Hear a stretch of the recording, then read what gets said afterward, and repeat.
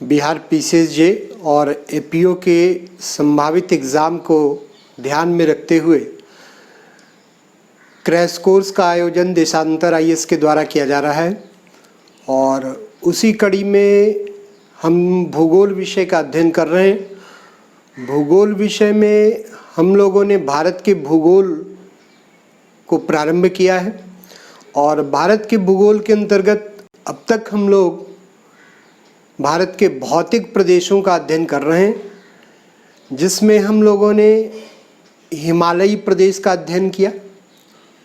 भारत के उत्तर में अवस्थित हिमालयी प्रदेश, नवीन मोड़दार पर्वतमाला का ये प्रदेश, इसका अध्ययन किया हम लोगों ने। देखा हिमालय कैसे निर्मित हुआ है और यह देखने का प्रयास किया कि हिमालय की संरचनात्मक विशेषताएं क्या है। फिर दूसरे भौतिक प्रदेश पर हम चर्चा कर रहे थे और प्रायद्वीपीय भारत के प्रदेश की चर्चा कर रहे थे। उसी क्रम में हमने देखा कि प्रायद्वीपीय भारत एक त्रिभुजाकार स्थलखंड है, तीन तरफ जल से घिरा हुआ है और इसी कारण से इसे प्रायद्वीपीय भारत कहा भी जाता है। फिर देखा आपने कि प्रायद्वीपीय भारत पठारी संरचना का भारत है और प्राचीन भूखंड गोंडवाना लैंड का भाग रहा है। प्रायद्वीपीय भारत पर भी कई पठारी संरचना पाई जाती हैं। उन्हीं में से दक्कन के पठारी संरचना का अध्ययन हम लोगों ने पिछले लेक्चर में किया था। आज हम लोग प्रायद्वीपीय भारत के छोटा नागपुर पठारी संरचना को देखेंगे, जहां से प्रश्न बनने की संभावनाएं हैं।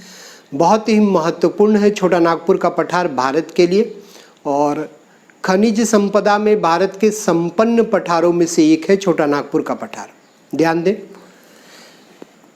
ये देखिए, ये दक्षिणी भारत आपको दिख रहा है, प्रायद्वीपीय भारत दिख रहा है। यहाँ उत्तर में आप हिमालय देखते हैं। ये विंध्याचल पर्वत है जो उत्तर भारत और दक्षिण भारत को अलग करता है। विंध्याचल पर्वत उत्तर भारत और दक्षिण भारत को अलग करता है। आपको एग्जाम की दृष्टि से इसे महत्वपूर्ण रूप से ध्यान रखना है। तो उत्तर भारत और दक्षिण भारत को पृथक करने वाला पर्वत विंध्याचल, ठीक है। ये प्रायद्वीपीय भारत की उत्तरी सीमा निर्धारित करता है, विंध्याचल पर्वत। पिछले लेक्चर्स में हमने यहाँ पर दक्कन के पठार का अध्ययन किया था और देखा था कि कई राज्यों में विकसित है। यहीं पर हम लोगों ने पढ़ा था कि महाराष्ट्र राज्य में काली मिट्टी पाई जाती है, जिसे रेगुर मिट्टी के रूप में जानते हैं। ब्लैक कॉटन सॉइल कहा जाता है। प्रायद्वीपीय पठारी संरचना पर एक दूसरा महत्वपूर्ण पठार आप यहाँ पर देखते हैं। इसी पठार को छोटा नागपुर का पठार कहा जाता। छोटा नागपुर पठार, तो दूसरी महत्वपूर्ण पठारी संरचना प्रायद्वीपीय भारत की छोटा नागपुर पठार। छोटा नागपुर पठार के नामकरण के विषय में कहा जाता कि इस पठार पर नागवंशी राजाओं का अधिकार था और उन्हीं के नाम पर इसे छोटा नागपुर पठार के रूप में जानते हैं। ध्यान दीजिए, छोटा नागपुर पठार को भारत का रूर कहा जाता है। भारत का रूर, यह खनिज संपदा में सर्वाधिक संपन्न पठार है भारत का और कई प्रकार के खनिज इस पठारी संरचना से प्राप्त होते हैं। यहाँ से कोयला की प्राप्ति होती है छोटा नागपुर पठार से। यहाँ से लौह अयस्क मिलते हैं छोटा नागपुर पठार से। इस पठारी संरचना से तांबा की प्राप्ति होती है।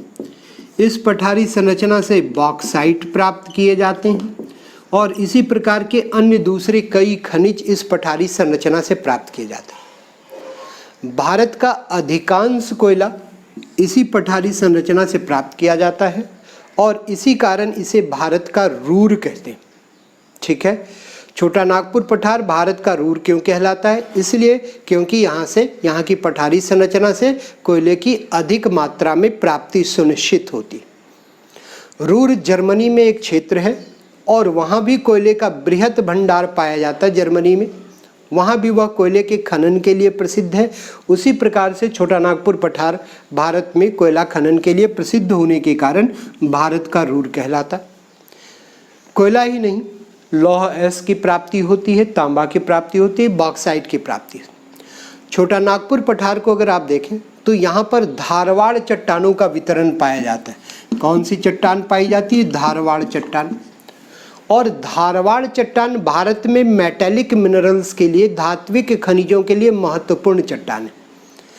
कई बार सिविल सेवा में यहाँ से प्रश्न बने, आईएएस में भी प्रश्न बने, प्रांतीय लोक सेवा आयोगों के द्वारा प्रश्न पूछा गया कि भारत की कौन सी चट्टान खनिज संपदा की दृष्टि से सर्वाधिक महत्वपूर्ण चट्टान है। तो धारवाड़ चट्टान कहाँ पर स्थित है, तो छोटा नागपुर पठारी क्षेत्र पर इसका वितरण पाया जाता है। ठीक है, धारवाड़ चट्टान धात्विक खनिजों के लिए महत्वपूर्ण माने जाते हैं। छोटा नागपुर पठार में भी धात्विक खनिजों की उपलब्धि सुनिश्चित होती है। और इस छोटा नागपुर पठार को अगर हम देखें तो छोटा नागपुर पठार की अगर संरचनात्मक विशेषता को देखें तो आप देखेंगे कि छोटा नागपुर पठार इस प्रकार से सोपानी संरचना का पठार है। इसकी जो संरचना दिखाई देती है वो सीढ़ी नुमा दिखाई देती। छोटा नागपुर पठार को देखें तो यहाँ आप देख सकते हैं रांची का पठार है, यहाँ पर आप देखें हजारीबाग का पठार आपको दिखाई देगा, हजारीबाग का पठार है, यहाँ पर आप देखें कोडरमा का पठार है, और बिहार राज्य में अगर आप देखें तो यहाँ पर आपको गया का पठार दिखाई देता है। इस छोटा नागपुर पठार का वितरण कई राज्यों में, लेकिन सबसे अधिक वितरण इसका आपको झारखंड राज्य में देखने को मिलेगा। झारखंड के अतिरिक्त पश्चिम बंगाल राज्य में भी छोटा नागपुर पठार के भू क्षेत्र हैं। इसके अतिरिक्त आप देखेंगे छत्तीसगढ़ में इसके क्षेत्र है, और उड़ीसा का जो उत्तरवर्ती भाग है वहाँ पर आपको छोटा नागपुर पठार के भू क्षेत्र दिखाई देंगे। तो कई राज्यों में विस्तृत, किन किन राज्यों में, झारखंड राज्य में छोटा नागपुर पठार का वितरण है, पश्चिम बंगाल राज्य में छोटा नागपुर पठार का वितरण देखने को मिलता है, फिर आप देखिए उड़ीसा राज्य में इसका वितरण देखने को मिलता है, और छत्तीसगढ़ राज्य में इसका वितरण देखने को मिलता है। लेकिन सबसे अधिक भू क्षेत्र झारखंड राज्य में। कुछ क्षेत्र आप देखें कि बिहार का गया जिला, वहाँ भी यानी बिहार में भी इस पठार का वितरण हमें देखने को मिलता है।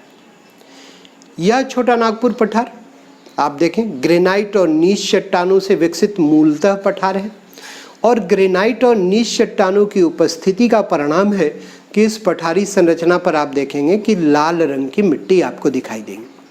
ठीक है, यह पठार लाल रंग की मिट्टी से निर्मित पठारी संरचना आपको दिखाई देता है।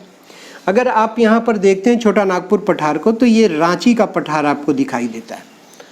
रांची के पठारी संरचना को अगर आप देखें तो वहाँ पर इसे स्थानीय भाषा में पाट भूमि के रूप में जाना जाता है। पाट भूमि का क्या अभिप्राय है? पाट भूमि से अभिप्राय पठारी संरचना से होता है। ठीक है, छोटा नागपुर पठारी संरचना को अगर हम देखते हैं तो आप देखें कि छोटा नागपुर पठारी संरचना में लौह अयस्क की प्राप्ति होती। आप देखिए नोवा मुंडी एक महत्वपूर्ण लौह अयस्क की खान है जो भारत में अवस्थित है, और ये नोवा मुंडी आप देखें झारखंड राज्य के सिंहभूम डिस्ट्रिक्ट में स्थित है। कई बार सिविल सेवा में प्रश्न आ चुके कि नोवा मुंडी किस खनिज के लिए प्रसिद्ध है, तो आपको ध्यान में रखना है कि नोवा मुंडी से लौह अयस्क की प्राप्ति होती है। ठीक है, इसी प्रकार से आप उड़ीसा में देखें तो बादाम पहाड़, यह पहाड़ भी छोटा नागपुर पठारी संरचना पर स्थित है, और यहाँ से भी लौह अयस्क प्राप्त किए जाते हैं। बादाम पहाड़ से भी लौह अयस्क प्राप्त किए जाते हैं। आप देखें, फिर आप देखिए कि बादाम पहाड़ के अतिरिक्त आप गुआ को देखिए, और गुआ से भी आपको लौह अयस्क की प्राप्ति होती है। ठीक है, तो कई प्रकार के खनिजों की प्राप्ति यहाँ सुनिश्चित होती है। आप देखिए छोटा नागपुर पठारी क्षेत्र में तांबा घाट शिला है, और घाट शिला से तांबा की प्राप्ति होती है। बॉक्साइट अगर आप देखें तो छोटा नागपुर पठारी क्षेत्र के संरचना के लोहर दग्गा यहाँ से बॉक्साइट की प्राप्ति होती है। बॉक्साइट एल्युमिनियम का अयस्क होता है, और इसी से एल्युमिनियम प्राप्त किए जाते हैं। तो भारत का ये छोटा नागपुर पठार जो कई राज्यों में विस्तृत है, प्रारंभिक परीक्षा की दृष्टि से अत्यंत महत्वपूर्ण पठारी संरचना है। ठीक है, देखा आपने इस पठार की संरचना कैसी है, सोपानी संरचना है, और देखा आपने कि कई पठारी संरचना के रूप में ये रांची का पठार, हजारीबाग का पठार, कोडरमा का पठार, गया का पठार, ये हमने देखा कि रांची का पठार, इस पठारी संरचना को पाट भूमि के रूप में कहा जाता है। रांची के पठार को पेनीप्लेन संप्राय मैदान के रूप में भी जाना जाता है। ध्यान दीजिए, इसी पठार छोटा नागपुर पठार को हमने देखा कि इसे भारत का रूर कहा गया। यहाँ से अधिकांश खनिज की उपलब्धि सुनिश्चित होती है, मेटेलिक मिनरल्स भी मिलते हैं, नॉन मेटेलिक मिनरल्स भी मिलते हैं। तो छोटा नागपुर पठार प्रारंभिक परीक्षा के दृष्टि से अत्यंत महत्वपूर्ण पठारी संरचना है और आपको ध्यान में रखना है कि यहाँ से आपके लिए प्रश्न संभावित हो सकते हैं। क्या हो सकते हैं?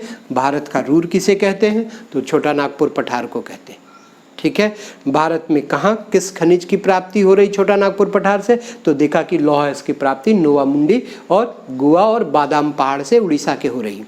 ठीक है, फिर आप देखेंगे कोयला।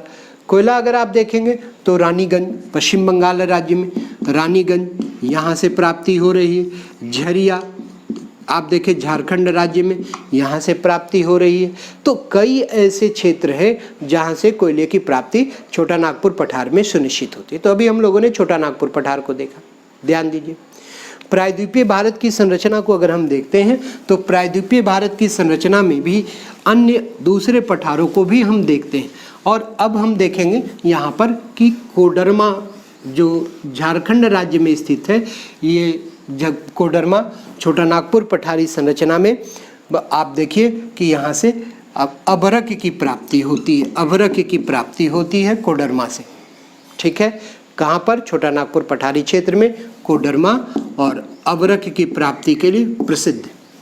ठीक है, ध्यान दीजिए यहाँ पर प्रायद्वीपीय भारत को, और प्रायद्वीपीय भारत को अगर आप देखें तो कर्नाटक का ये दक्षिणी भाग है, और कर्नाटक के इस दक्षिणी भाग को अगर आप देखें तो इसी को मैसूर का पठार कहा जाता है। मैसूर का पठार किस राज्य में? कर्नाटक में। कर्नाटक के दक्षिणी भाग का ये हिस्सा मैसूर का पठार।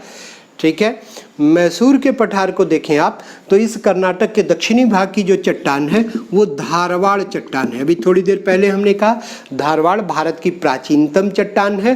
धारवाड़ चट्टान धात्विक खनिजों के खनन के लिए महत्वपूर्ण चट्टान है। यहाँ ध्यान रखना है, धारवाड़ चट्टान भारत की प्राचीनतम चट्टान, खनिज संपदा यानी धात्विक खनिजों की प्राप्ति के लिए महत्वपूर्ण चट्टान। ये धारवाड़ शब्द कर्नाटक के धारवाड़ डिस्ट्रिक्ट के नाम पर ही किया गया, और सर्वप्रथम भारत की प्राचीनतम चट्टान का अध्ययन कर्नाटक के धारवाड़ डिस्ट्रिक्ट में ही किया गया।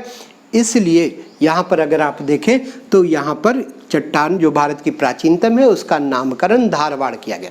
ठीक है, कर्नाटक का यह पठारी संरचना, धारवाड़ चट्टानों का पठारी संरचना, प्राचीनतम पठारी संरचना, यहाँ भी खनिज की प्राप्ति होती है। आप देखिए इस पठारी संरचना में बाबा बुदन की पहाड़ी है। गौर कीजिए बाबा बुदन शब्द पे।